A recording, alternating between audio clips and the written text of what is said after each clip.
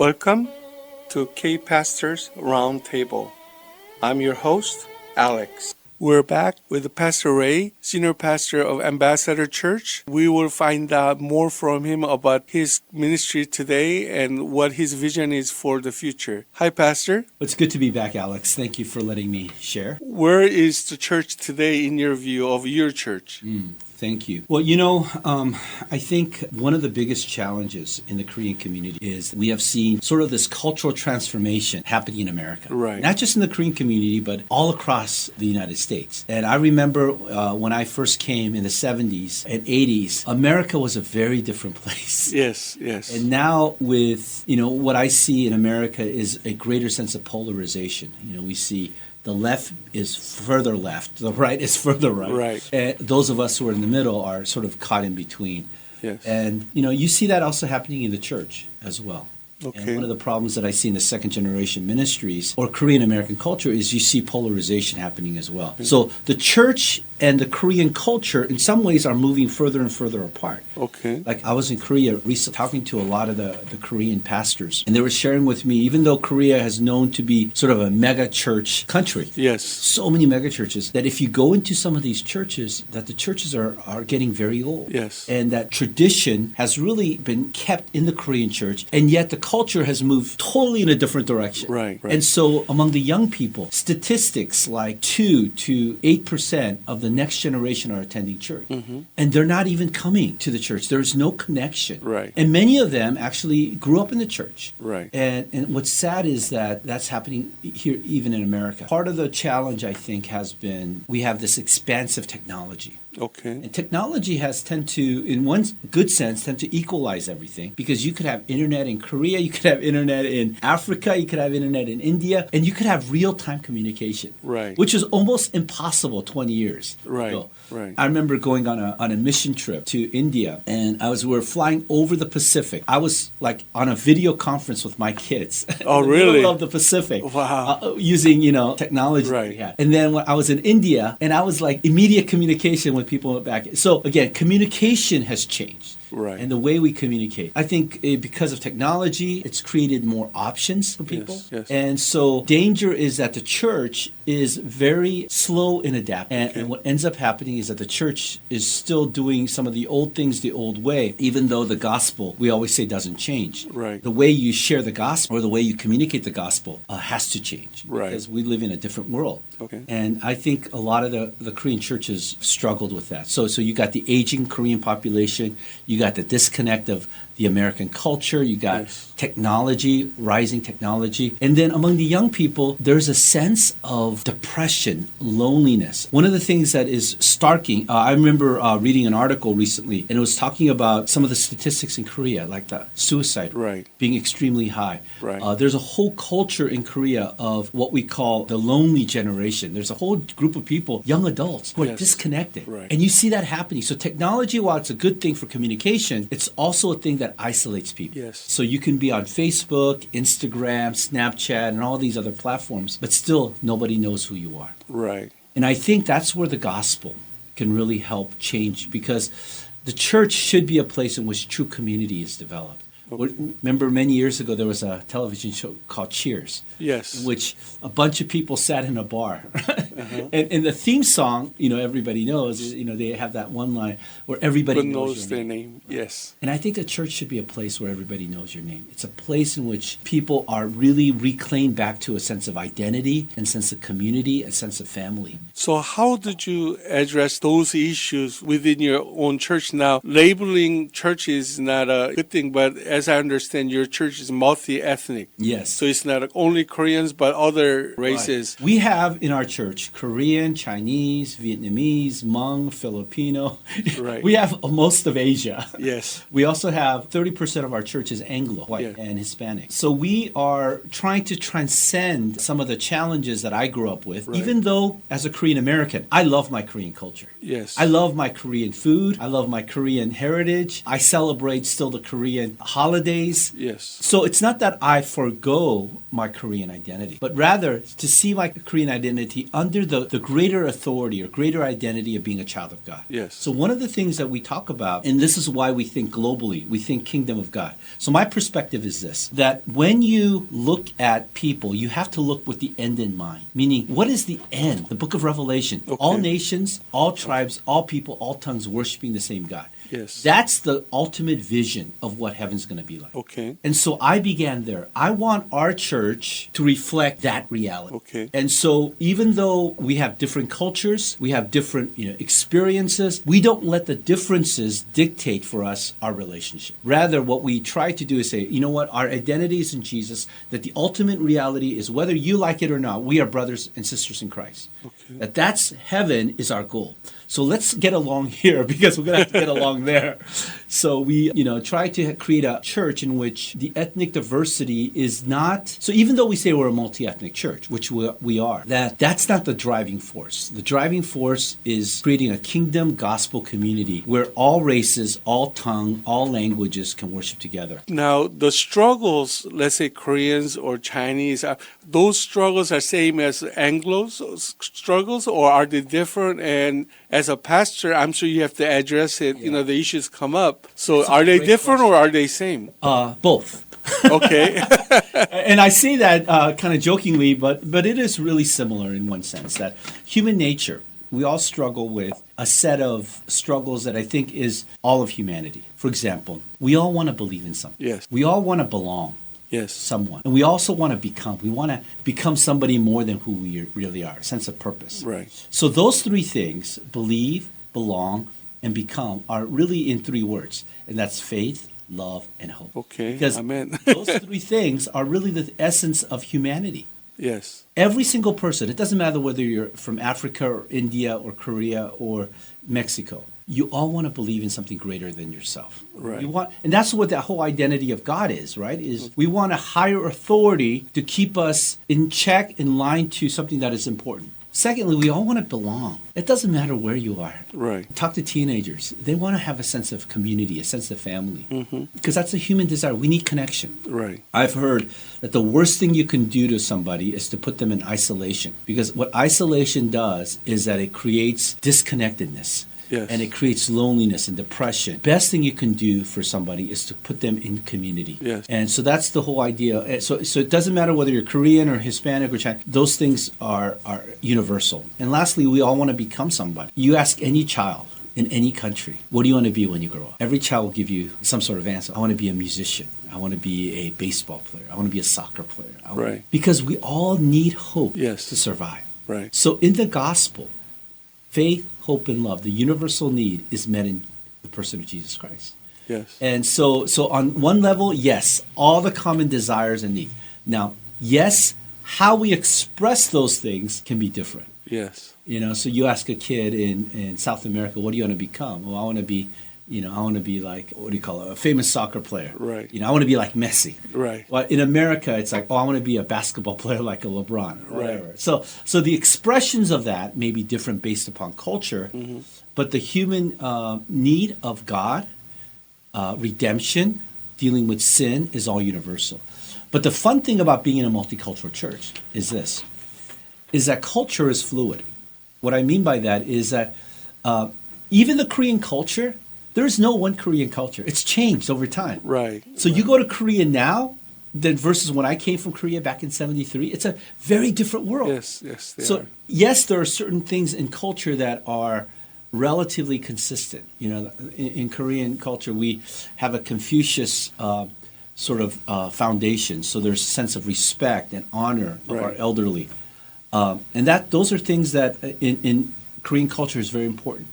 Where in Western society, you see a very horizontal relationship. So the respect of elderly is not as the same as the respect of elderly in Korea. Right. So that also impacts the church. Right. Because, for example, Alex, you being Korean, if I go to a Korean church, automatically, because of my age and my position, I know how people will treat me. Right. They'll use a particular type of 존댓말. Right, right. They'll speak with honor. Right. And they'll present me in a way that is very honorific. In an American culture, that doesn't happen like that. Right. So culturally, there's different ways of expression. And here's the fun thing about being in a multi-ethnic church is you get to experience all of that. Right. Because what ends up happening with a lot of Korean Americans is that our work experience and our church experience are two different things. Okay. In work, we are very horizontal. Yes. But we don't really have a relationship with our coworkers. We go to work, we do our job. We may go have dinner with them occasionally, but they're not our friends. But then we go to Korean church, and boom, that's where our friends are. Well, sometimes Koreans who have grown up in America all their life do not have friends that are non-Korean. Right, right. Especially here in LA where there's so many Korean Americans. Right. But in the church is the most intimate family unit other than the nuclear family. Right. You think about it because you eat together, you go retreats together, you spend Bible studies together, you share together, you pray together. And for many of them in our church, this is their first experience of having a homogeneous close friend. Right, right.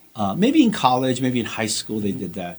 But in our church, we try to say, look, even though we're different, yes, let's appreciate our differences. So, because certainly there's differences between different ethnic backgrounds. Right. And so acknowledging it is one thing, but to actually know what that is and then to have a tolerance for the difference, things like that. Is there a special way that you approach so that they will learn about other people's, backgrounds and their differences? Mm-hmm. Or is it just toward the one point and that's God and we just all walk towards it? Yeah, well, I think that's a very good question because I think, yes, we have God at the very center. Right. So I always use this when I counsel married couples. I say, look, you're male, she's female. If you have God at the center, as long as God is at the center, you're coming closer together. Right. Right? Right. Same principle applies in cultural diversity. Okay. Is you are Korean, the person next to you is African American or Hispanic. As long as God is at the center, you make that the focus, you come together. So the relationship is not, it's not like, oh, I want to forgo my Korean culture. Actually, you accentuate it. Okay. By, hey, let's go to have a dinner at a Korean barbecue place. Right. Or let's go have dinner at a place where you enjoy. Right. We'll go to, whatever. If it's a Mexican food or Right. Italian food. Right. So I think the most important part of a multi-ethnic relationship is that you create space for that relationship to develop. Mm-hmm. So that, you as a Korean and then you have a person who's leading a small group who's white. You guys, pray together, go to a baseball game together. You talk about, and you realize you're not as different. Right. As Right. you think it is. And so that's sort of kind of the challenge that the church has because not only is church a family, but it's also a place in which the family has to reflect the ultimate kingdom reality. Right. As well. Right. Now, obviously, you've been pastoring, you say, over 16 years ago, you started this church, Yeah, Ambassador Church? Prior to that, I planted Ambassador Church in East Coast, Right. 3 years. Prior to that, was the English pastor of a large church in Washington, D.C. Okay. So I've been doing ministry for about 30 years, full time. Okay, so you've been at it for now 30 years. Yes. So if we look to the future, let's say another 20 years, is there any kind of goals or something you say, I've been really successful in doing the ministry as God has called me to do? Is there certain kind of things you look for or, in business world, it's a goal setting, but in churches, I'm not sure if it's a goal setting. Well, I think we all set goals. Okay. I think, my hope is that Jesus would come back next year as soon as possible. Lord Jesus, come.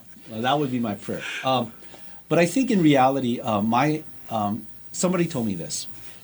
I've been recently preaching through the book of 1 Thessalonians. Okay. And one of the remarkable principles of 1 Thessalonians is this, that Paul talks about the return of Christ. Yes. And he says, keep that in perspective. Because Jesus is going to come back, as Christians, we have to work backwards, Yes. not forwards, meaning this, that we have to have the end in perspective. And that really changed my thinking, because if the end is the goal, what do I want my life in 80 years to look like? Or, and how can I get there? Right. So I think for me, the mark of success is not necessarily how big is my church, Okay. or how many books have I written, or how many degrees do I have. Those are the sort of the earthly goals Right. that people have. My goal is how many people have I reached with the gospel? Okay. How many churches have I planted? Okay. How many leaders have I developed? How have I been a positive force for the gospel to advance? Okay. Because I think, if that's the goal, if honoring Jesus is the goal, and you do these things to honor him with the gifts that God has called you, then I think at the end of the day, I would feel, like the last thing I want Jesus to say to me is, well done, my good and faithful servant. Amen. So that's the goal. And, Right. So to be faithful with what he has called me to do. Now, if by chance I write 100 books, or I have a church of 10,000, those are all secondary things to me. But I realize this. It's an interesting principle. I always say this. How much impact could one person make? So when I teach a class on church planting, I use the story of, our denomination. I'm part of the Evangelical Free Church of America, Okay. EFCA, and we have about 1,600 churches Okay. in the United States. And so it's not a large denomination, and they're all across. It's a Scandinavian, Swedish, Norwegian denomination. Right. So I always joke that, even though I'm Korean, I'm actually Swedish. But because it's so white, I've been able to impact the EFCA in some positive ways. But as a denomination, we've planted 1,500 churches. But then you look at a movement called Calvary Chapel. Yes. They have about 1,600 churches. Right. How did Calvary Chapel begin? Well, back in the 60s, there was a old guy. Back then, he wasn't that old, but Yeah. he basically planted a church called Calvary Chapel, Costa Mesa. Yes. Chuck Smith. Yes. And he discipled a bunch of young hippies, Yes. guys like Greg Laurie and Raul Reese, and then a movement began. Begin. Yes. They have 1,600 churches. One person could have as much impact for the gospel as a whole denomination. Right. And I think sometimes that's the hope that I have, is that I have no idea who that one person would be. But I want to be a spark. I want to be a flint. I want to be a catalyst so that other people, if the spark gets lit, then there's a wildfire that happens with the gospel. Okay. I look back in 19, we talk about Pyongyang revival. Right. I think it's 1907. Yeah. Okay. Yeah. 1906. 1903 to 1907. That period. Yeah. And I remember the story that was told by, I think it was Richard Stern, president of World Vision. Mm-hmm. And he talked about a man who was a missionary kid from India. And so his family grew up, he was an American whose parents did mission work in India. And then he came back to the States. And eventually, while he was attending college, he wanted to go back to India. Right. To be a missionary, but he got sick and he couldn't go. Okay. So he ended up, instead of going back to India, he started going to college campuses in the U.S., preaching to young people about going to other countries. Right. And as he was in Chicago one day, a young man was sitting in the audience. His name was Samuel Moffett. Okay. Samuel Moffett heard the call to go overseas to take the gospel. Mm-hmm. And Samuel Moffett went to the small little country, a hermit country, Right. the land of the morning calm. Right.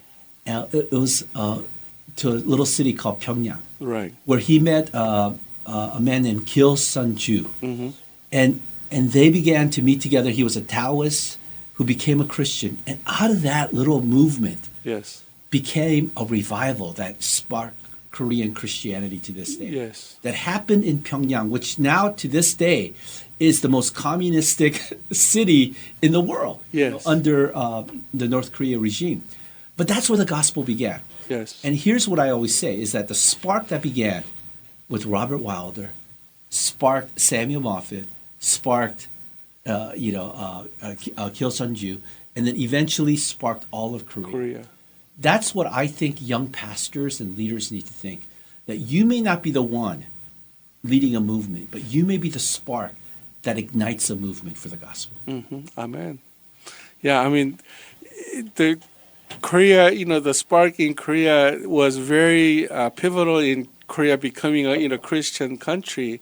Unfortunately, because of the war now, is a separation of North and South, but as I understand it, there's still a lot of underground churches in North Korea. Exactly. And the many different missionaries go there to, help them and supply different things into the North Korea.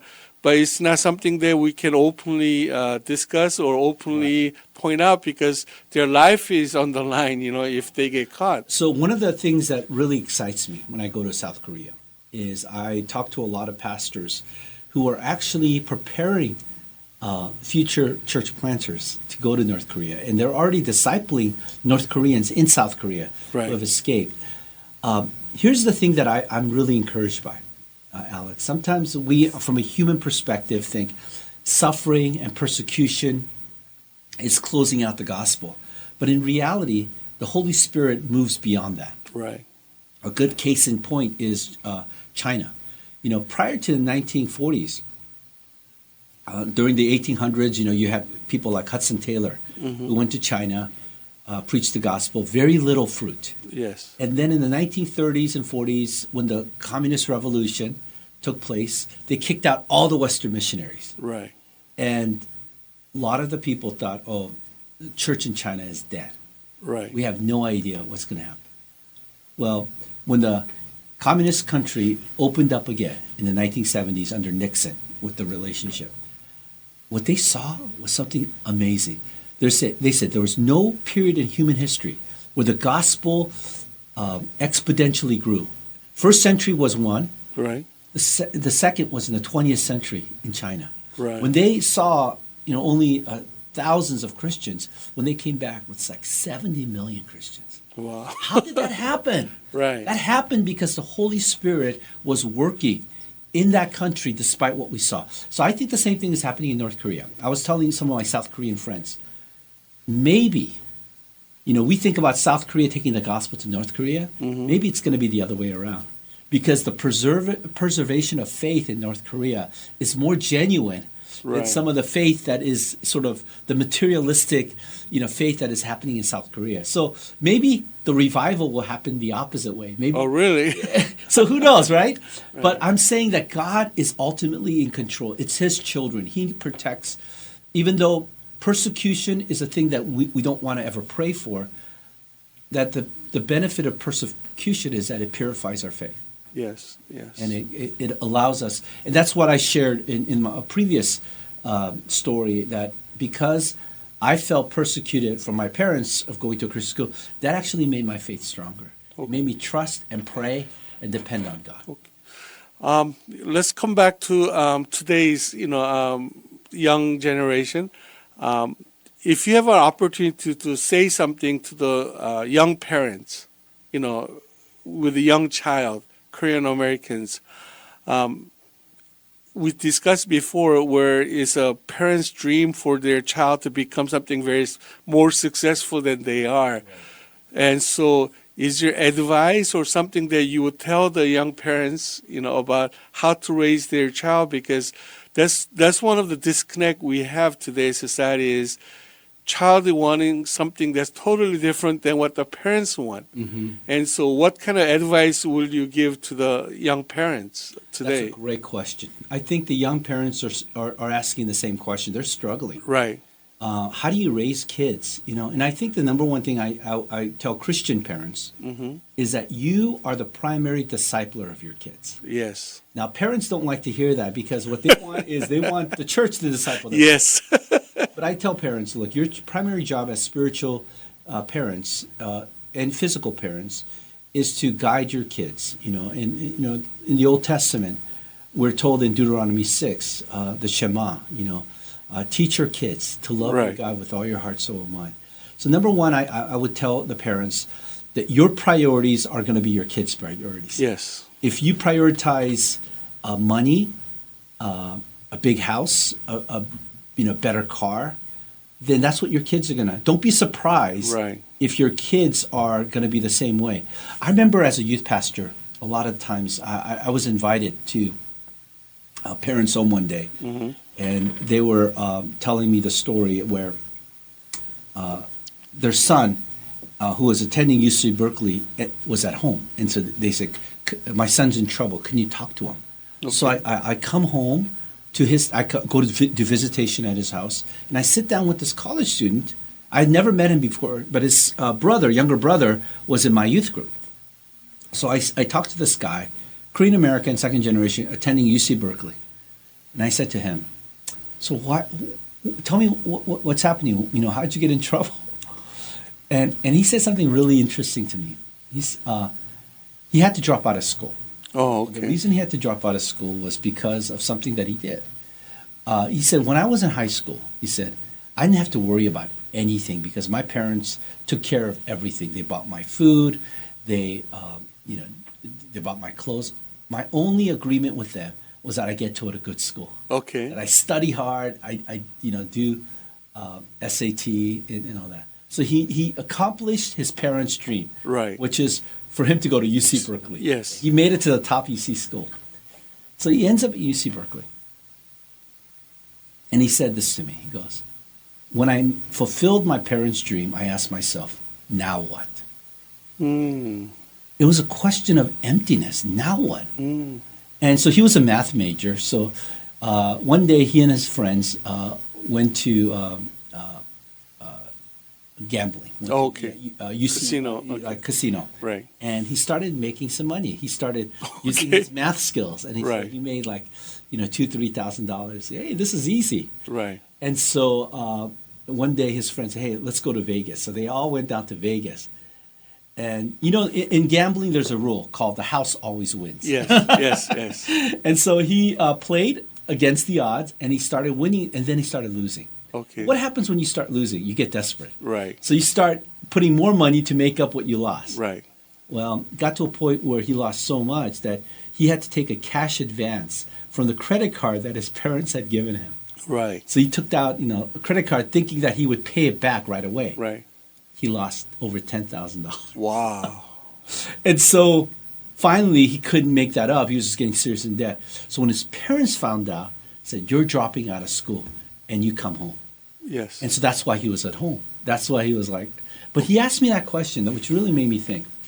He goes, Pastor Ray, I fulfilled my parents' dream, but then I said, now what? And I think we have to really be careful. Sometimes we sacrifice our kids on the altar of education. Yes. On the altar of performance, on the altar of whatever success that we think.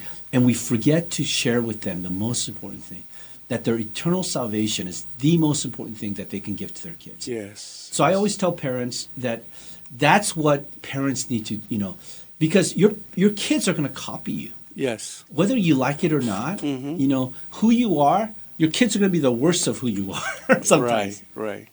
So I think the biggest challenge is not with the kids. For me, I think it's with the parents. Okay. To reshape their perspective. Okay. Thank you, Pastor, for those great advice for the young parents. Unfortunately, our time has come to an end of another program. We thank you for joining us. Thank you so much, Alex. Okay. K-Pastors Roundtable is a discussion program for today's English-speaking Koreans and Christians. We will discuss the current issues and important issues dealing with our community. Your participation is very important to us. You can send in your questions or comments via email kprt316@gmail.com. You can hear our program on AM 1190 in Southern California on Saturday and Sunday at 1:30 p.m. You can also find us on YouTube channel K-Pastors Round Table. Please join us. Thank you.